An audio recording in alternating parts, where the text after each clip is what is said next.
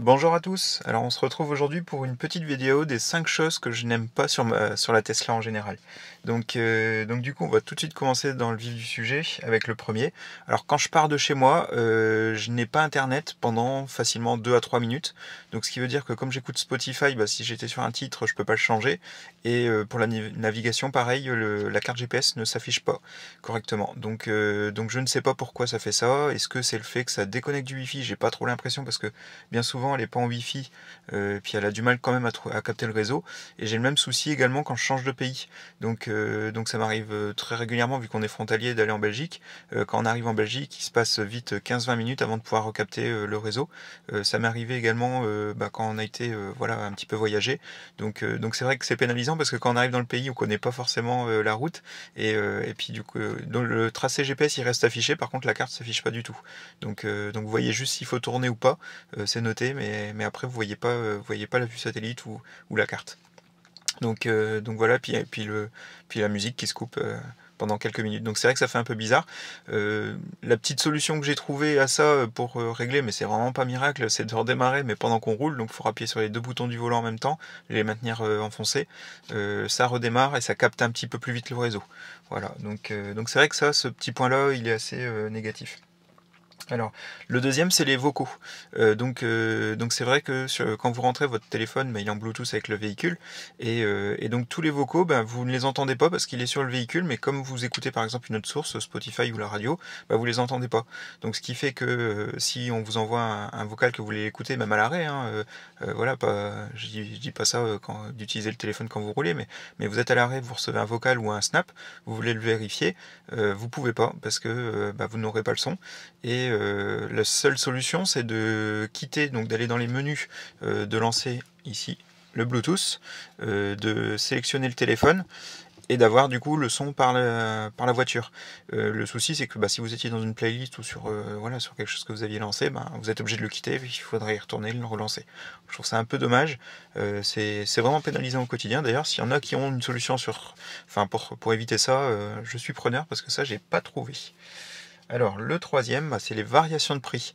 Donc c'est vrai que voilà, le Tesla évolue très facilement dans les prix, et quand vous commandez un modèle, vous pouvez pas être sûr de l'acheter au meilleur prix. Alors voilà, maintenant vous êtes quand même content du véhicule, sur le long terme, voilà, c'est le prix, vous étiez d'accord pour le payer le moment venu. Mais bon, quand vous l'achetez, là par exemple moi 47 900 bonus déduit, et puis que même pas un an après j'aurais pu le toucher 36 000 à un moment. Bon, c'est un peu délicat à quelques mois près, surtout qu'ils vous forcent à réceptionner. Moi, j'étais pas spécialement pressé en décembre de le recevoir, j'avais déjà une modèle 3, j'étais pas spécialement pressé, et ils m'ont un peu forcé à le recevoir en décembre, et puis en janvier, ils ont baissé les prix directement, donc le rendant éligible au bonus. Donc voilà, c'est le jeu, hein. Mais c'est vrai que quand il y a 10 000 € de différence en quelques mois, voilà, c'est à prendre en compte quand même. Donc maintenant on arrive au point 4. Alors c'est lorsqu'on arrive devant avec les mains chargées et qu'elles ne s'ouvrent pas. Donc vous ouvrez le coffre ou les portières et que le véhicule ne répond pas. Donc normalement, quasiment tout le monde, je pense, met la clé en téléphone, en Bluetooth, et donc quand vous approchez du véhicule, il s'ouvre tout seul. Il s'ouvre à partir du moment que vous appuyez sur une des poignées ou le coffre. Et donc ça arrive assez régulièrement que j'arrive devant, j'appuie, le véhicule ne répond pas, voire il demande la carte pour s'authentifier sur le côté. Voilà, donc ça c'est assez embêtant. Alors deux petites solutions. La première, c'est quand vous arrivez au coffre et que ça vous fait ça, c'est d'ouvrir une des portières. Souvent les portières ça fonctionne mieux que le coffre, je sais pas pourquoi. Donc vous appuyez juste sur une portière et puis là ça ouvre la voiture, vous pouvez ouvrir le coffre.